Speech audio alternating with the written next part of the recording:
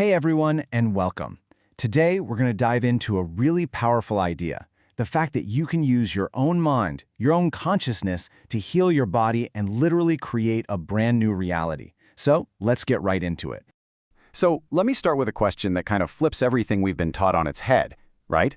We're always told to fight, to push through, to do more to get better. But what if the real first step isn't about action at all? What if it's the exact opposite? This quote really gets to the core of it. I mean, think about it. Most of us are living in this constant state of low-grade survival mode.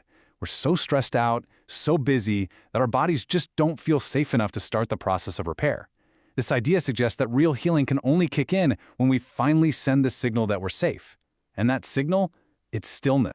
All right, so here's our game plan for this explainer. We're going to start with why stillness is the absolute foundation. Then we'll get a little abstract and talk about how to move beyond our physical self. After that, we'll get into the fun part, the nuts and bolts of creating your future. We'll even look at the science that proves this stuff works. And finally, we'll wrap up with how to make this practice a real, lasting part of who you are. Okay, let's jump right into part one. Healing starts with stillness. This is all about learning how to send a very real, biological signal of safety to your body. You know, this slide shows exactly why just trying to muscle through your problems so often backfires. When we're living in stress, our nervous system is on high alert. It's in what we can call protection mode. Every single worried thought you have about work, or money, or your health, it's like a little danger signal to your body. And when it thinks there's a threat, its only priority is survival, not growth and repair. It's only when we create that feeling of safety that the body can finally switch gears. So how do we send that safety signal? Honestly, it's unbelievably simple. Let's just try it together right now. Just find a comfortable spot wherever you are. Take a nice, slow, deep breath in through your nose. Let your belly fill up with air.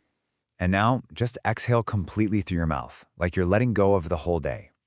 Even doing that just a few times is enough to start telling your nervous system, hey, the emergency is over, we're safe now. So now that we've found that little pocket of stillness, we can take the next step. And this one's a little mind-bending, moving beyond our familiar identity to become what you could call pure consciousness. The goal here is a state that's described as becoming no one, no body, in no time. Now, I know that sounds a little out there, but it's not about disappearing. It's really just about intentionally shifting your focus, taking your attention off of your body, off of your problems, off of your to-do list, all the stuff that keeps you anchored to who you've always been. And this chart just lays it out so clearly. On the left, you've got that narrow focus. That's when we're obsessing over our problems, stuck in our heads, and our brain is buzzing in high-stress beta waves. But on the right, that's where the magic is. That's open focus. You start to feel the space around you, you're totally in the now, and your brain waves slow down into alpha and theta. This is the state where your subconscious mind becomes wide open and ready for new programs. Okay, and this brings us to the really fun, creative part of this whole process. See, this isn't about passive meditation where you just watch your thoughts float by. This is an active rehearsal for the future you actually want to live in. The whole formula begins with a clear intention. And I don't mean just a vague wish, like, I want to be happy. No, this is about creating a super detailed, vivid mental movie of what you want. What does that future look like? What does it feel like? Who's there with you? Get specific. But a clear picture on its own isn't quite enough. You have to combine it with an elevated emotion. This is the absolute game changer. You have to actually generate the feeling of your future before it happens. Can you feel the gratitude, the joy, the sense of freedom or wholeness that your future self feels? You have to feel it right now. And here is the secret sauce. This is the key to the whole thing.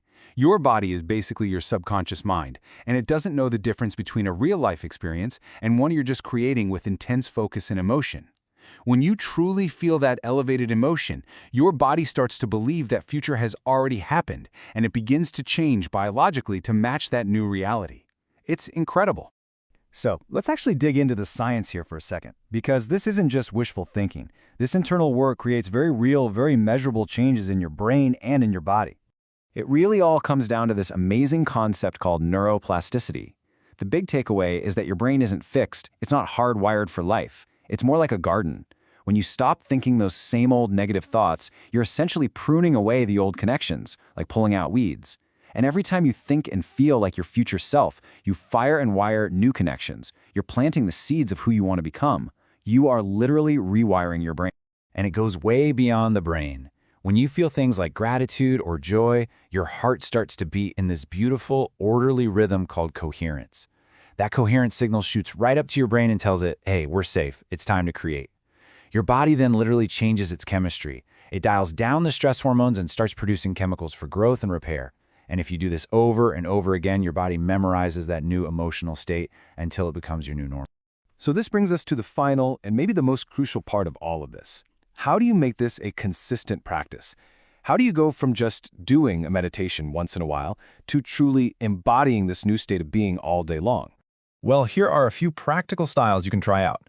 For overall physical and emotional balance, you could look into a Blessing of the Energy Centers meditation. If you have a really specific goal in mind, like a new job, something like tuning into new potentials is perfect.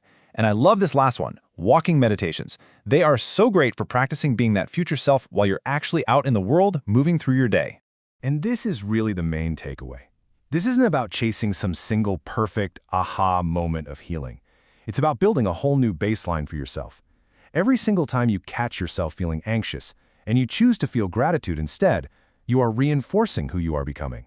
It's a state you practice returning to over and over. I absolutely love this final thought because it just reframes everything.